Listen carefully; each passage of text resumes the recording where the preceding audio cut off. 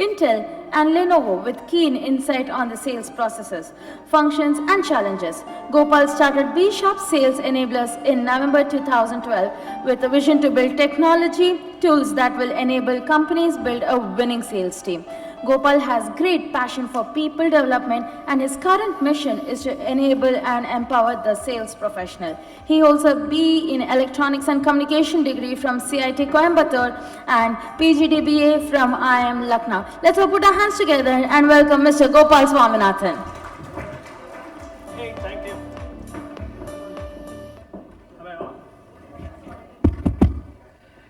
Hey, hello everybody. Good afternoon. Thank you very much for the session and time. Thanks for the introduction. And it's going to be very tough act to follow with all the doyens of the industry coming and talking about AI and all that stuff. And I chose to talk on the same topic, right? So let me try and see how I can do justice to this, right? So my name is Gopal. I run a company called Bsharp. I started this about 12 years back. And we make an AI platform, right? So with that introduction, I'll get into it, right? So the topic is AI and learning are made for each other, right? So that's basically.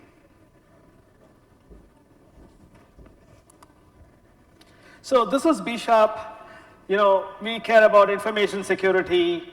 We have a product called Bsharp Converse, which I'll briefly talk to about.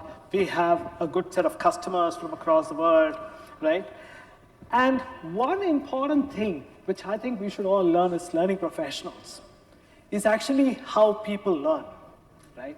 What are the underlying psychological aspects which actually drive learning in people? And I found this book a very important Bible for me to understand how people learn and how do we translate that into various processes. In fact, this presentation is actually a follow-up of that, right? Now, as we say, learning has to be everywhere, like the previous panel was talking about, right?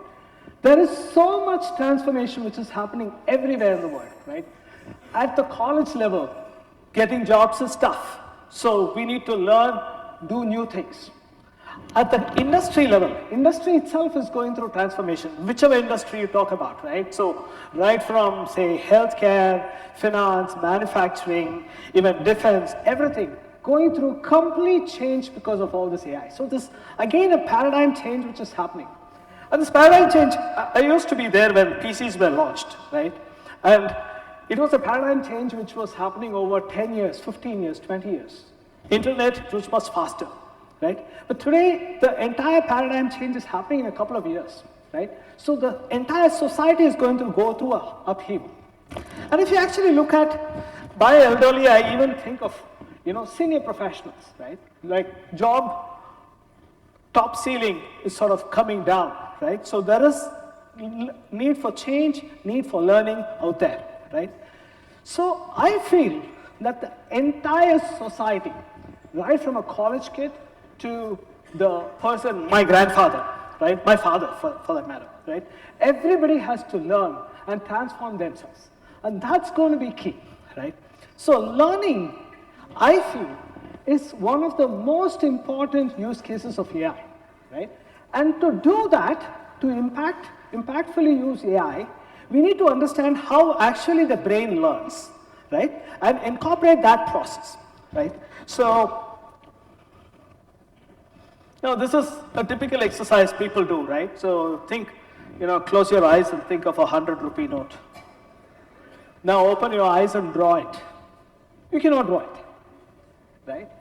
So what happens is, it is a 100-rupee note, you almost know how it looks, right? But you will not be able to reproduce it, which means the brain actually abstracts the details, right? So the brain is actually thinking that let me broadly understand this is how a cat looks, but I don't know how to draw a cat, right?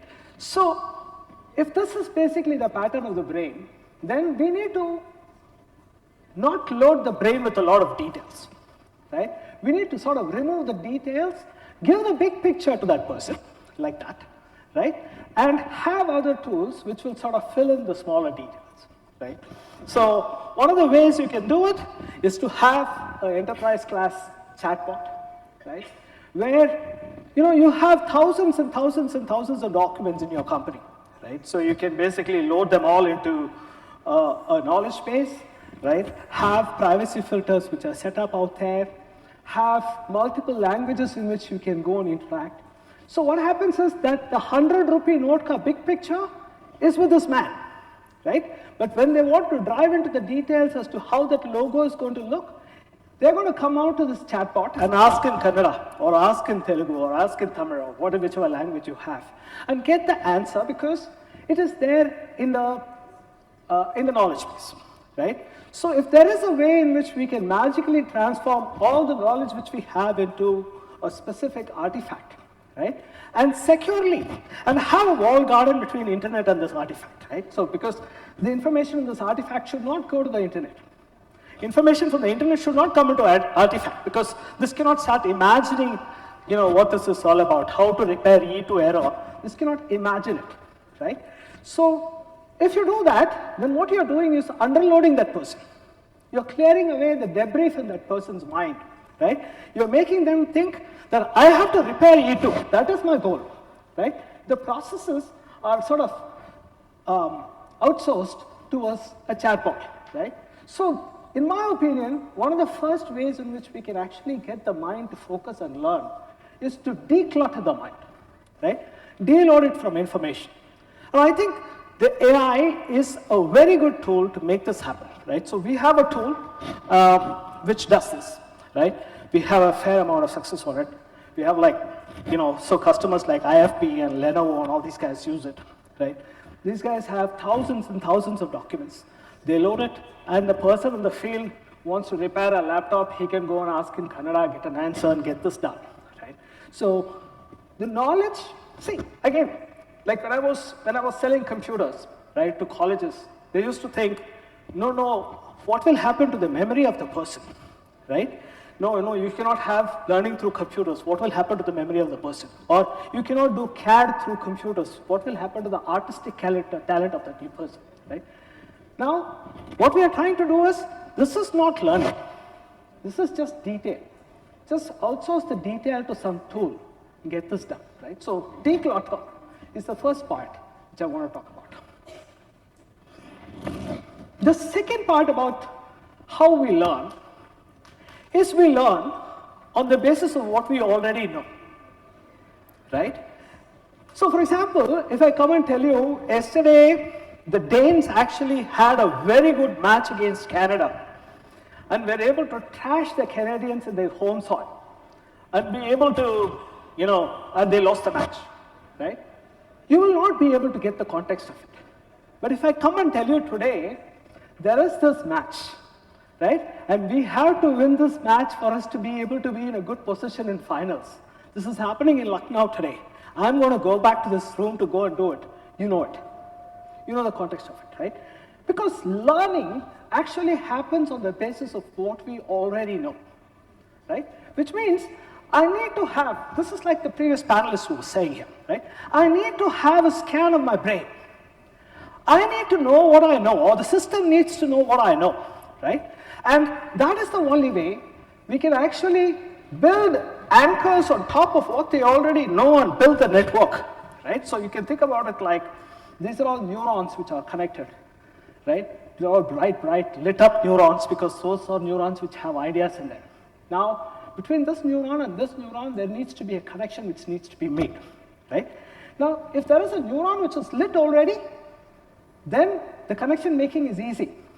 If there is no neuron lit in that particular area, so for example, if suppose like I have to talk about ice hockey, there is no neuron in that particular area. So I need a lot of context to do that. So,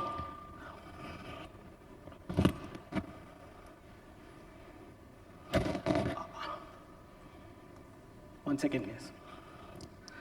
Yeah, so this is basically how I'm seeing, right? So if there is no neuron which is lit here, then I will not be able to go and anchor my learning on the basis of that neuron, right? For which the system, like the previous speakers were talking about, needs to continuously learn what I know and what I do not know, right? Which means the system has to have a book on me, right? So for example, if I am a user in that system, it needs to have a big book on me which says, okay, this is Gopal, this is his profile, this is the number of years of experience he has, things like that. These are the engagements which he has had. This is the feedback which he got his manager. This is the scores he got from the quiz. This is the knowledge check which he didn't do, right? Because what he didn't do is also a very important indicator of what he doesn't do, right? So if there is a way in which I can actually use AI to make a knowledge book on every single individual, right? And use that as a raw material to be able to recommend the next content. Ultimately, it's all about the next content, next skill, next pathway, next competency, right? That's going to be a very, very important thing. And we have a systematic way of asking questions relevant. Every time we have an interaction, we ask a question to the user, right? And understand what their knowledge base is and understand the mapping of it. So knowledge happens on the basis of what you already know. The third important point we feel is that deep learning happens in blocks, right? Which basically means like, if I go and study BSc digital marketing or any such course, right? BCA, MBA digital marketing or any such course, right? I'll be doing a lot of those things. Again, like how the previous speakers were talking about, right? Finally, my job is going to be, I have to manage a WordPress website, or I have to manage WordPress SEO, or do a pay-per-click ad at Google, whatever that might be, right?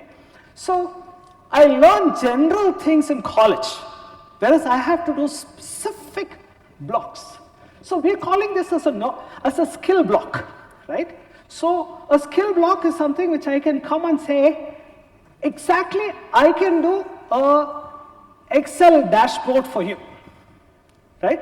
I can file GST returns for you, right? So that's a specific skill block. And I believe that getting a job is going to be based on a skill block, right? So how you can actually have specific skill blocks, right? So what we do, we actually have a method of going and creating skill blocks through pathways, right? And this is based on the knowledge gap, based on the goals of that particular person. You can go and identify which skill block they are going to be able to do. It's not generic learning, it's a specific project. They have to finish a project, an assignment, somebody is going to evaluate it, on the basis of which they will say that skill has been acquired and things like that, right? So how we can automatically make pathways for a specific skill block and demonstrate that is going to be very important. And this is especially important in the case of college students, because when college students come for interviews, they say, sir, I don't know, sir, anything. But you tell me anything, sir, I will learn. What did you learn in the last 6 months? Nothing, sir, something I read, some books, sir, something, right? But if they can come and say, I can make a Canva video for you, right? It's a very specific skill block, right? Now the college student is not in a position to even understand that he can make a Canva video, or make an Excel dashboard, or a Power BI dashboard. And all these tools are available open source and stuff like that. So what we are focusing, we have actually spun up this product into a different product. We call it Skill Chat, right? Where college students can sign up, and it's an NGO activity which we are doing, right? College students can sign up, and they can actually come and check out which skill block they want to learn, and have demonstrable competence in that particular skill. So they will be doing a specific website to showcase that they know WordPress skill, or specific video to showcase that they have a Canva skill, or whatever that might be, right? So the third point I want to make is that learning happens through skill blocks, and skill blocks have progression in them, which means one skill block will lead to the next skill block, to the next skill block, and so on and so forth, right? And we need to have demonstrable competence there. The fourth point I want to make is that retrieval of information and learning happens through repetition and practice, right? So the brain has its own forgetting curve. The brain actually learns a piece of information today, 15 days later it's going to forget about it. But if on the 12th day I go and remind, it's going to remember that, right? So remembering requires retrieval practice, for which we have a specific system inside this Bsharp Converse product, which sort of understands what's your journey all about and gives you a number of cards, which are AI-made cards every day, right? And sort of reminds you and asks you a question. And if you're wrong with that question, it'll come back and remind you again tomorrow, right? And we believe that this is a great way to go and set up cultural parameters of a particular organization. So the fourth point I want to make is about remembering requires repetition, right? The last point I want to make is active learning wins every time. So I can keep reading books, I can read white papers, ChatGPT, all kinds of things. But unless I go and get something done, right? And it's a desirable difficulty that they go through when they get something done, right? Because the system will say you can actually go and create a WordPress account, or you can actually go and make this video in Canva. When they go to Canva, it won't work, right? So there is a desirable difficulty they go through when they cross the bridge and actually make that, aha, I made that video, right? So active learning wins every time. And we have, again, a tool which sort of creates active learning for that particular person or that particular skill set and helps to track that along with a coach and stuff like that. So the points I want to make, folks, is that we need to give them immediate answers so that they're not overloaded with detail. You need to remind them every day so that they can have that in the top of their mind. They need to have pathways which will take them to the desired path. There is coaching, and they need to have the library. So what we are seeking to do with this product Bsharp Converse is to incorporate all the learnings we had from how people learn, right? And cover everything from just-in-time learning to lifelong learning. And do it all with the underlying layer of AI. So this is what we're trying to do. So this is how people learn in our opinion, and this is why we believe AI is a great tool for learning. Thank you.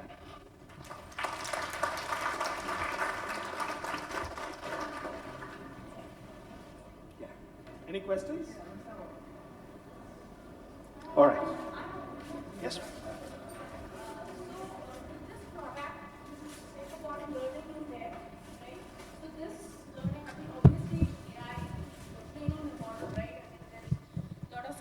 But what if it is, let's say I want to become a programmer. I'm just giving an example. So your learning would be based on the models that would have come into the AI, and regressively the AI understands now to become a programmer, or you need to understand basic programming languages and things like that and all. But what if it is a totally new skill? How is Bsharp going to help in that case? Okay, I just want to make sure that I tell you the context under which this product operates. It operates under an organizational context, right? So it will be a company like a Dell or some Amazon guys, they use it, right? So it's under the context of that particular organization where the known universe of skills is known, and a little bit of extra skills are there, but not totally different. That is where this product operates. So it's not for imagination, frankly. All right, folks, thank you very much. Have a good evening. Looking forward to it. Thank you so much, Mr. Gopal Swaminathan, for that insightful session. Can we please hear it out for Mr. Swaminathan, everybody? I would like to now call upon Ms. Anjula Tyagi, AVP HR, Ultra Digital Private Limited, to do the honor of felicitating Mr. Gopal Swaminathan. Can we please hear it out for Mr. Gopal, everyone?